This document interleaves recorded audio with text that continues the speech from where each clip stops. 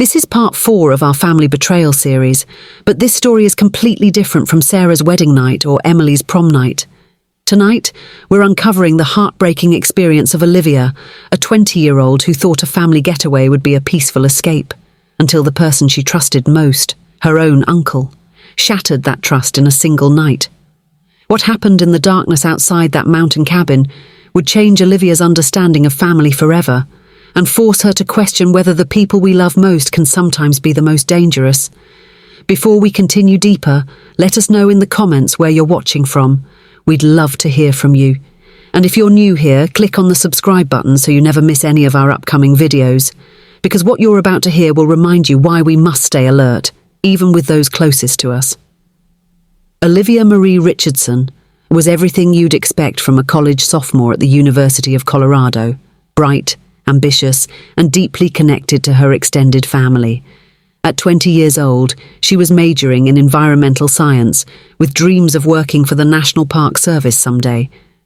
Her professors loved her enthusiasm, her friends appreciated her genuine kindness, and her family saw her as the golden child who could do no wrong. The Richardson family had always been close-knit, the kind of family that actually looked forward to reunions and holiday gatherings. Olivia's parents, Mark and Jennifer, had worked hard to maintain these connections, organizing annual trips that brought together aunts, uncles, cousins, and grandparents from across Colorado and neighboring states. But if you asked Olivia who made these gatherings truly special, she would tell you without hesitation that it was her Uncle Ryan. Ryan Michael Richardson was Mark's younger brother, and at 38, he was the family member who brought energy and adventure to every gathering. While other adults sat around talking about work and mortgages, Uncle Ryan was the one organising hiking expeditions, setting up elaborate games of capture the flag, and teaching the younger cousins how to build the perfect campfire. He was single, successful in his career as an outdoor gear company regional manager, and seemed to have endless time and resources to dedicate to creating magical family memories. Uncle Ryan was like the cool older brother I never had, Olivia would later remember. He remembered everything about everyone. My college classes, my career goals, even the names of my friends. When I was struggling with organic chemistry my freshman year, he was the one who called me every week to check on my progress and encourage me to keep going. The bond between Olivia and Uncle Ryan had been building since she was a little girl, but it had deepened significantly during her college years as he positioned himself as her mentor and biggest supporter. In October of 2022, Uncle Ryan proposed what he called the ultimate Richardson family adventure, a long weekend at a luxury mountain cabin in the Rocky Mountains, about 2 hours west of Denver. He had found the perfect rental through a high-end vacation company, a sprawling log cabin that could sleep 12 people comfortably and offered spectacular views of the surrounding peaks. "It'll be our chance to see the full colours at their peak," Ryan told the family during a planning call. "We can go hiking during the day, have bonfires at night, and just reconnect as a family before winter sets in." The enthusiasm for Ryan's mountain cabin idea was immediate and overwhelming. Olivia's grandparents were excited about spending time with all their children and grandchildren in such a beautiful setting. Her parents appreciated Ryan's generosity in organising and partially funding the trip. Her younger cousins, aged 16 and 14, were thrilled about the adventure activities Ryan was already planning. Even her aunt and uncle, who were usually too busy with work to attend family events, cleared their schedules for what Ryan was calling the Richardson family retreat of a lifetime. For Olivia, the timing couldn't have been better. She had been stressed about midterm exams and was looking forward to a few days away from campus to recharge and spend quality time with the family members she loved most. The cabin had Wi-Fi, so she could keep up with any urgent assignments, but for the most part, she planned to disconnect from the academic pressures of college life and simply enjoy being surrounded by people who cared about her. Uncle Ryan's attention to detail in planning the trip was impressive and touching. He created a shared document with a complete itinerary, including suggested hiking trails for different skill levels, meal planning that accommodated everyone's dietary restrictions, and even a list of board games and card games he was bringing to ensure they had plenty of indoor activities if the weather didn't cooperate. He thought of everything, Jennifer told her daughter. "You're so lucky to have an uncle who cares this much about creating special memories for our family." The Richardson family convoy arrived at the Whispering Pines Mountain Retreat on a crisp Friday afternoon in mid-October, with the aspen trees displaying their brilliant gold foliage against the backdrop of snow-capped peaks. The cabin was even more spectacular than the online photos had suggested. A massive log structure with floor-to-ceiling windows, a wraparound deck, and enough space for the entire extended family to spread out comfortably. Uncle Ryan had arrived early to stock the refrigerator, set up the common areas, and ensure everything was perfect for the family's arrival. As cars pulled up the winding gravel driveway, he was there to greet everyone with bear hugs and that infectious enthusiasm that made every Richardson gathering feel like a celebration. "Welcome to paradise," he announced, spreading his arms wide to encompass the stunning mountain vista. "We've got 3 days of perfect weather forecast, incredible hiking trails right out our back door, and enough food to feed an army." The first evening unfolded exactly as everyone had hoped it would. Uncle Ryan led a moderate hike to a nearby overlook where the family could watch the sunset paint the mountains in shades of pink and orange. They returned to the cabin as darkness fell, gathering around a roaring fire pit on the back deck, while Ryan regaled them with stories from his recent camping trips and adventure travels. Olivia felt herself relaxing for the first time in weeks, surrounded by laughter and love and the crisp mountain air that made everything feel clean and possible. Saturday brought the kind of perfect autumn day that makes people fall in love with Colorado. Cloudless blue skies, comfortable temperatures, and visibility that seemed to stretch forever across the mountain landscape. Uncle Ryan had planned a more ambitious hike for those who were up for the challenge, a 6-mile loop trail that would take them to an alpine lake hidden in a glacial cirque. Olivia eagerly joined the hiking group, along with her parents, her teenage cousins, and Uncle Ryan leading the way with his extensive knowledge of the local terrain. The hike was everything Uncle Ryan had promised, and more. The trail wound through groves of golden aspen trees, across crystal-clear mountain streams, and finally up a steep switchbacking climb to the lake itself, a perfect mirror of dark water reflecting the surrounding peaks. They spent an hour at the lake, eating the gourmet sandwiches Uncle Ryan had prepared, taking photos, and simply marveling at the natural beauty that surrounded them. "This is why I love Colorado," Olivia told her uncle as they sat on a granite boulder overlooking the water. "Thank you for making this happen. I didn't realize how much I needed this until right now." Uncle Ryan's response to Olivia's gratitude was warm, but carried an undertone that she didn't quite recognize at the time. "You deserve all the best things in life, Olivia," he said, his hand resting on her shoulder, in what seemed like an avuncular gesture. "You're such a special young woman, and I want to make sure you never forget that. Sometimes I think you don't realize just how amazing you are." The comment struck Olivia as slightly intense but not inappropriate. Uncle Ryan had always been generous with praise and encouragement. Saturday evening brought the first hint that the perfect weather might not hold. Clouds began building over the western peaks as the family gathered for another campfire, and Uncle Ryan consulted his weather app with growing concern. "Looks like we might get some rain overnight," he announced.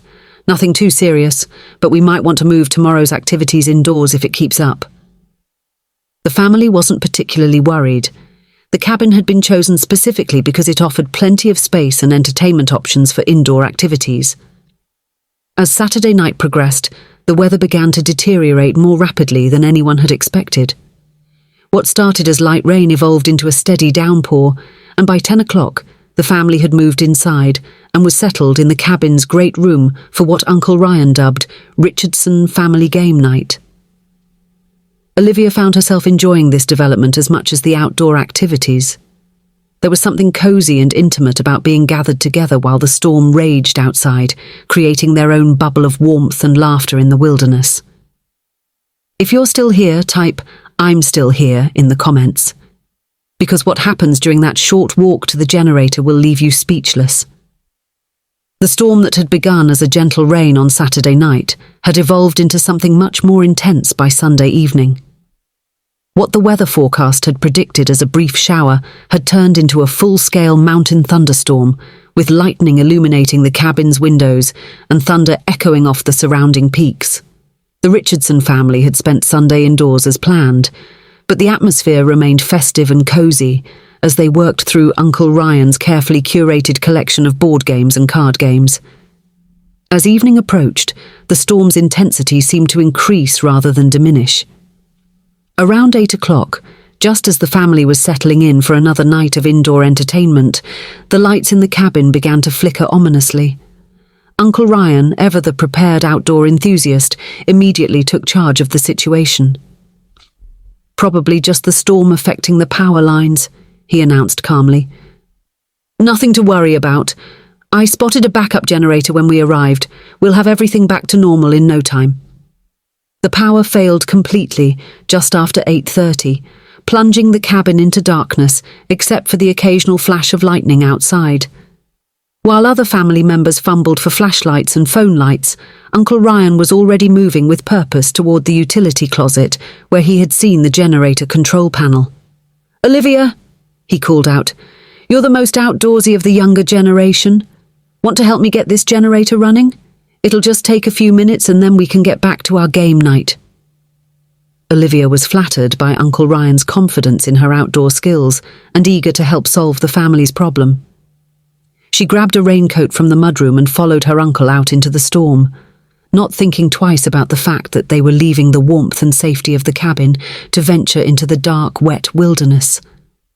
Uncle Ryan led the way with a powerful LED flashlight, guiding them along a narrow path that wound around the back of the cabin toward a small outbuilding where the generator was housed. The walk to the generator shed should have taken less than 5 minutes, but Uncle Ryan seemed to be taking a circuitous route through the trees. "I want to check something first," he explained when Olivia questioned their path. "I thought I heard a branch fall earlier. We should make sure there's no damage to the power lines before we try to restart the system." His explanation sounded reasonable, and Olivia trusted her uncle's judgment completely.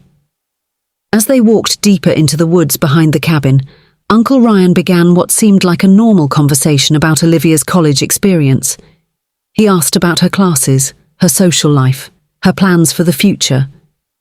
But gradually, his questions became more personal, asking about her relationships with boys at school, whether she had a serious boyfriend, how she was handling the pressures of adult life.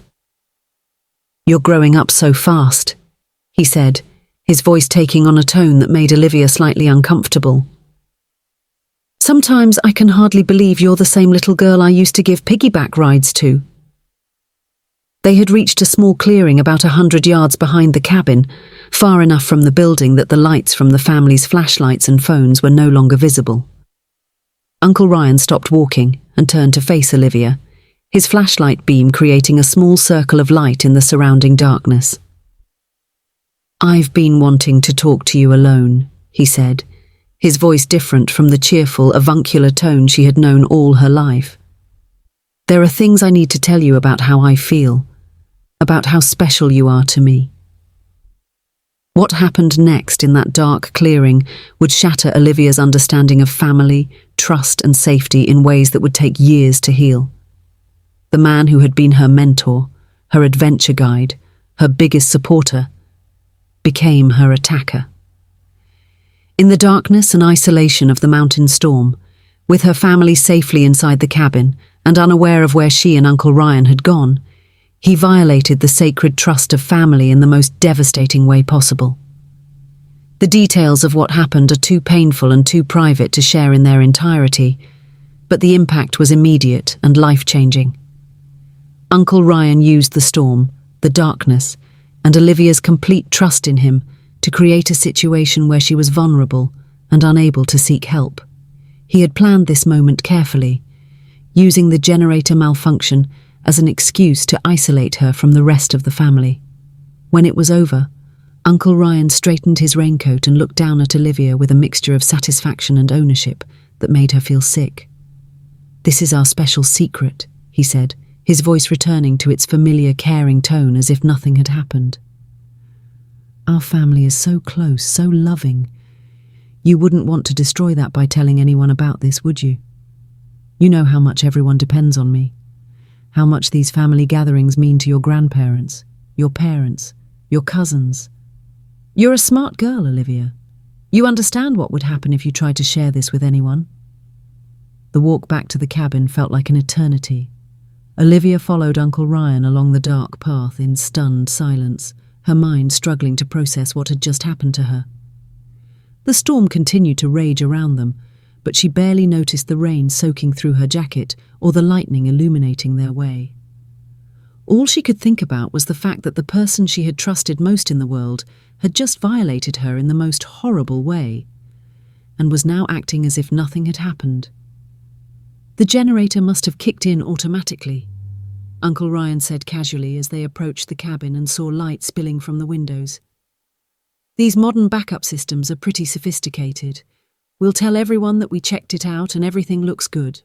His ability to shift immediately back into the role of the helpful, competent uncle was almost more disturbing to Olivia than the assault itself. How could he sound so normal, so caring, after what he had just done to her? As they entered the cabin through the mudroom, removing their wet raincoats and boots, the warmth and light felt surreal to Olivia. Her family was gathered in the great room exactly as they had left them, playing cards by lamplight and laughing about something her youngest cousin had said. They looked up with relief and gratitude as Uncle Ryan and Olivia appeared in the doorway. "Thank goodness you got the power back on," Jennifer called out to her brother-in-law. "We were just starting to worry about you two out there in this storm." Uncle Ryan's response was smooth and confident, the same charming personality that had made him the centre of every family gathering for as long as Olivia could remember.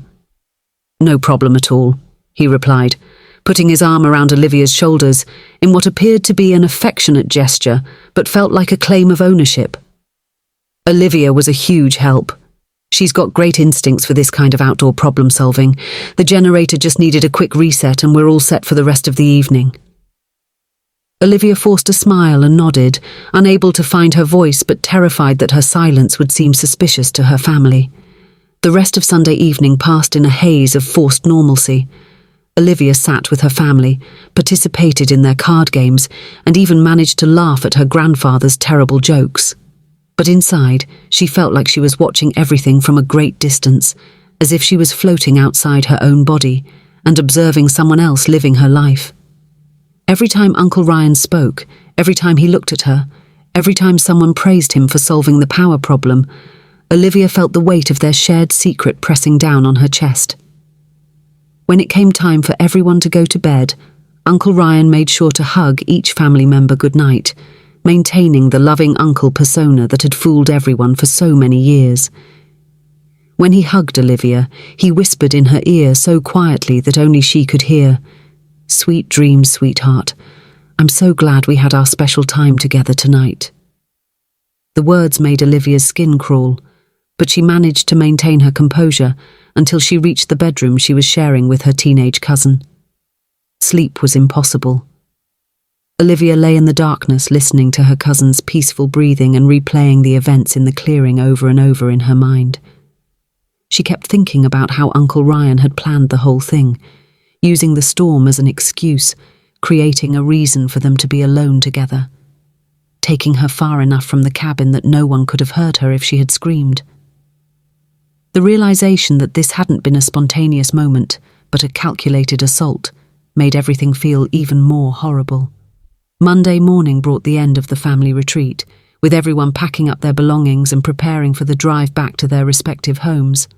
Uncle Ryan was his usual cheerful, helpful self, making sure everyone had everything they needed and organising group photos to commemorate what he kept calling an absolutely perfect family weekend. Olivia participated in the photos and the farewell conversations, but she felt like she was acting in a play where everyone else had the script except her. As the cars pulled away from the Whispering Pines mountain retreat, Uncle Ryan made sure to give Olivia an extra long hug goodbye. "This weekend was so special," he told her, his voice loud enough for her parents to hear but his meaning clear only to her. "I hope we can do this again soon. Maybe just the two of us next time." The suggestion made Olivia's stomach turn, but she nodded and smiled because she didn't know what else to do. Returning to the University of Colorado campus after the mountain cabin weekend should have been a relief for Olivia, but instead, it felt like stepping into a world where she no longer belonged. Her dorm room, her classes, her friends, everything felt foreign and overwhelming in ways she couldn't explain to anyone. She had left for the family retreat as a confident, happy college sophomore, but she returned as someone carrying a terrible secret that was already beginning to poison every aspect of her life. The first few days back at school were the hardest.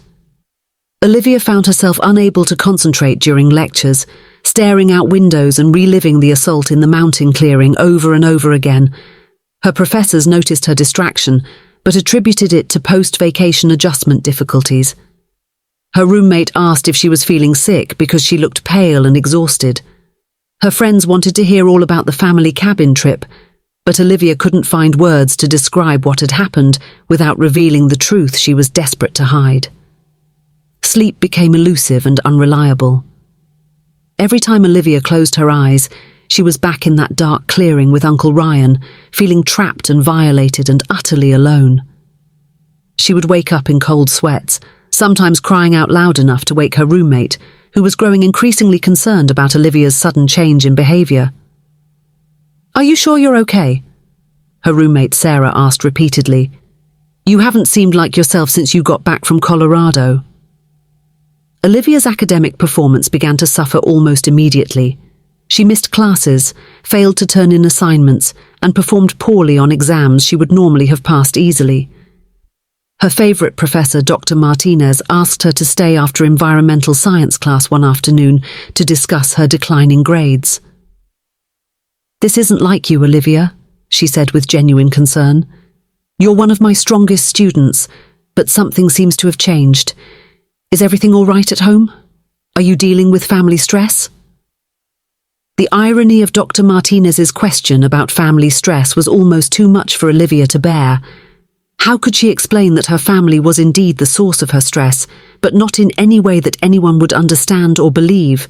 How could she tell her professor that the uncle everyone loved and admired had assaulted her during what was supposed to be a loving family gathering? The words simply wouldn't come, and Olivia found herself making vague excuses about being tired and overwhelmed by coursework. Uncle Ryan's presence in her life didn't end with the mountain cabin assault.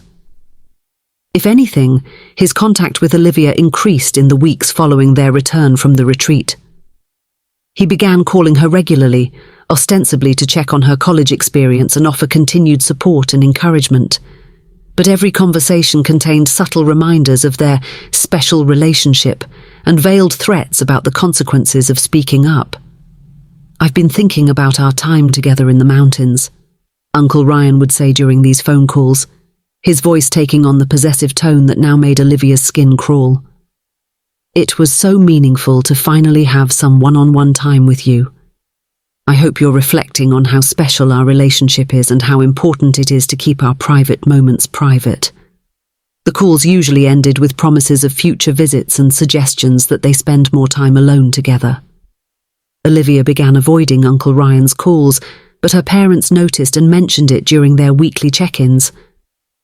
"Uncle Ryan is worried about you," Jennifer told her daughter. "He says you're not returning his calls, and he's concerned that you might be struggling with something at school. You know how much he cares about you, honey. Maybe you should give him a call and let him know you're okay." The pressure from her parents to maintain the relationship with Uncle Ryan felt like another layer of entrapment. The isolation was overwhelming. Olivia felt like she was carrying a toxic secret that was slowly poisoning everything she touched. She couldn't focus on her studies, couldn't enjoy time with her friends, couldn't even have normal conversations with her parents without feeling the weight of what she was hiding. The vibrant, confident young woman who had left for the mountain retreat seemed to have disappeared completely, replaced by someone who was anxious, withdrawn, and deeply depressed. As October turned into November, Olivia's mental health continued to deteriorate. She was having panic attacks during random moments, in the middle of chemistry lab, while walking across campus, even while eating dinner in the cafeteria. The attacks would come without warning, leaving her gasping for breath and feeling like the world was spinning out of control. Her friends and roommate were increasingly worried, but Olivia couldn't explain what was happening to her without revealing the truth about Uncle Ryan. 3 weeks after the mountain cabin assault, Olivia reached a breaking point that would change the trajectory of her healing journey. She was sitting in her dorm room on a Wednesday evening, supposedly working on a research paper for her wildlife conservation class, when her phone rang with a call from Uncle Ryan. For the first time since the assault, instead of letting the call go to voicemail, Olivia answered. "There's my favourite niece." Uncle Ryan's voice came through the phone with that familiar blend of warmth and possessiveness that now made Olivia feel sick. "I've been worried about you, sweetheart. Your parents tell me you've been struggling with school lately. I think you need another getaway. Maybe just the two of us this time. I've been looking at some beautiful cabins in the mountains where we could spend a weekend together, just like we talked about." The suggestion of another isolated trip with Uncle Ryan triggered something in Olivia that she hadn't felt since the assault. Anger. Pure, white-hot rage at the man who had violated her and was now acting as if she should be grateful for the experience. For the first time in 3 weeks, Olivia found her voice. "No," she said, her voice stronger than she had expected. "I don't want to go anywhere with you. I don't want to talk to you. I don't want you to call me anymore." Uncle Ryan's response revealed the manipulative predator beneath his caring uncle facade. "Now, Olivia, don't be dramatic," he said, his voice taking on a warning tone. "We both know how much your family depends on me. Your parents value my advice. Your grandparents love having me organize these family gatherings. Your cousins look up to me. You wouldn't want to say or do anything that might upset that family harmony, would you? Smart girls know when to keep family matters private." But something had shifted in Olivia during that phone call. Uncle Ryan's threats, which had terrified her for weeks, now sounded like the desperate manipulations of someone who was afraid of losing control. She realized that her silence wasn't protecting her family. It was protecting him. And she was tired of being the one who carried the burden of his crimes while he continued to play the role of the beloved uncle. After hanging up on Uncle Ryan, something she had never imagined herself capable of doing, Olivia sat in her dorm room and made a decision that would change everything. She was going to tell someone what had happened in that mountain clearing. She couldn't carry this secret alone anymore, and she couldn't continue to let Uncle Ryan's threats control her life. The next morning, Olivia made an appointment with a counsellor at the university's Student Health Centre. Dr. Patricia Kim specialised in trauma counselling and had extensive experience working with survivors of sexual assault. When Olivia walked into her office on Thursday afternoon, she wasn't sure she would be able to find the words to describe what had happened to her. But Dr. Kim's gentle, non-judgmental approach made it possible for Olivia to begin sharing her story. "What happened to you was not your fault," Dr. Kim told Olivia after hearing about the assault and the weeks of silence that followed. "Your uncle used his position of trust and authority to manipulate you into a vulnerable situation, and then he used fear and guilt to keep you silent. That's a classic pattern of predatory behaviour, and none of it reflects anything about your character or your choices." For the first time since the mountain cabin assault, Olivia felt like someone truly understood what she had experienced. Dr. Kim helped her realise that Uncle Ryan's threats about destroying the family were empty manipulations designed to maintain his control over her. Predators rely on their victims' love for their families to keep them silent, Dr. Kim explained. But the truth is that your family deserves to know who this man really is, and they deserve the chance to protect you and support you.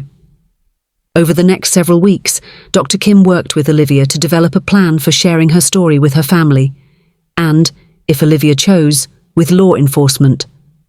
The process was slow and sometimes painful, but for the first time in months, Olivia began to feel like she was reclaiming some control over her own life. If you've made it this far, drop "still here" in the comments. Because Olivia's next step shows the courage it takes to reclaim your voice. Thanksgiving break arrived 6 weeks after the mountain cabin assault, and Olivia dreaded returning home to Denver more than she had ever dreaded anything in her life. The thought of sitting around the dinner table with Uncle Ryan, pretending everything was normal while carrying the weight of what he had done to her, felt impossible. But Dr. Kim had helped her develop a plan that would allow her to take back control of the situation. With her counselor's support and guidance, Olivia had decided to tell her parents about Uncle Ryan's assault before the family gathering. She called her mother on the Tuesday before Thanksgiving and asked if she could come home a day early to have a private conversation with both parents. "There's something important I need to discuss with you and Dad," she told Jennifer, her voice steady despite her racing heart. Jennifer and Mark were waiting in the living room when Olivia arrived home on Wednesday evening. They could see that their daughter was nervous and upset about something, but they had no idea that the conversation they were about to have would fundamentally change their understanding of their family and their relationship with Mark's brother. "There's something I need to tell you about the cabin trip," Olivia began, her voice stronger than she had expected thanks to weeks of practice with Dr. Kim. "Something that Uncle Ryan did to me. Something that I've been carrying alone for almost 2 months." The words came slowly at first, but as Olivia began to describe what had happened in the dark clearing behind the cabin, they flowed with increasing confidence and clarity. Her parents' reactions were everything Dr. Kim had prepared her for and more. Jennifer's immediate response was protective anger, fury at the man who had violated her daughter, and guilt over not recognizing the signs of Olivia's trauma. Mark's reaction was more complex: shock at learning this truth about his brother, rage at the violation of his daughter, and deep sadness over the weeks of pain Olivia had endured alone. "Why didn't you tell us immediately?" Jennifer asked, tears streaming down her face. "Why did you carry this alone for so long?" Olivia was ready for this question and had practiced her response with Dr. Kim. She explained about Uncle Ryan's threats, about her fear that speaking up would destroy the family, and about the shame and self-blame that had kept her silent. Mark's response was immediate and decisive. "Ryan is not welcome in this house anymore," he said, his voice shaking with emotion. "He will not be at Thanksgiving dinner tomorrow, and he will never again have access to you or anyone else in this family. What he did to you was a crime, and there will be consequences." Olivia felt a wave of relief wash over her at her father's words. For the first time in weeks, she felt truly protected and supported. The conversation continued deep into the night as Olivia shared more details about Uncle Ryan's predatory behavior, his phone calls after the assault, and his attempts to isolate her for future abuse. Her parents were horrified to learn about the ongoing manipulation and threats their daughter had been enduring while they remained completely unaware of her suffering. "We're going to get you justice," Jennifer promised her daughter as they finally prepared to go to bed. "And we're going to make sure that Ryan never has the opportunity to hurt you or anyone else again." The support from her parents was overwhelming and healing in ways Olivia hadn't expected. She had spent weeks terrified that telling the truth would destroy her family, but instead it was bringing them closer together and making them stronger. The confrontation with Uncle Ryan took place on Thanksgiving morning, when he arrived at the Richardson house expecting to join the family celebration, as he had for decades. Mark met him at the front door, his face grim and his voice steady despite the anger burning in his chest. "We need to talk, Ryan. Outside. Now." Uncle Ryan's initial reaction was confusion and mild irritation at being asked to step outside before being welcomed into the house. But as Mark began to speak, describing what Olivia had shared with them the night before, Ryan's expression shifted from confusion to calculation to desperate denial. "That's ridiculous," Uncle Ryan said, his voice taking on the smooth, persuasive tone he had perfected over years of manipulation. "Olivia is obviously having some kind of psychological break. College stress, maybe experimenting with drugs. These kinds of delusions are more common than you might think. I'm concerned about her mental health and I think she needs professional help." But Mark was prepared for his brother's denials and gaslighting. Dr. Kim had warned Olivia and her parents that predators typically respond to exposure with a predictable pattern of denial, minimization, and victim blaming. "Olivia has been working with a professional counselor for weeks," Mark told his brother. She's not delusional, she's not lying, and she's not having a breakdown. She's a trauma survivor who finally found the courage to speak her truth. The conversation escalated as Uncle Ryan realized that his usual manipulation tactics weren't working on his brother. He tried appealing to family loyalty, reminding Mark of all the ways he had contributed to family gatherings and supported family members over the years. He suggested that Olivia was seeking attention or trying to create drama for reasons only she understood. "Get off my property," Mark finally said, his voice deadly quiet. "Don't ever come back. Don't call, don't text. Don't try to contact any member of this family ever again. If you attempt to contact Olivia or any of us, we will call the police immediately." Uncle Ryan's final words revealed the narcissistic rage that had been hidden beneath his charming facade for so many years. "You're making a huge mistake," he told Mark as he walked back toward his car. "When Olivia admits she made this up, when your family realizes what you've thrown away based on the lies of a confused college girl, don't expect me to forgive you.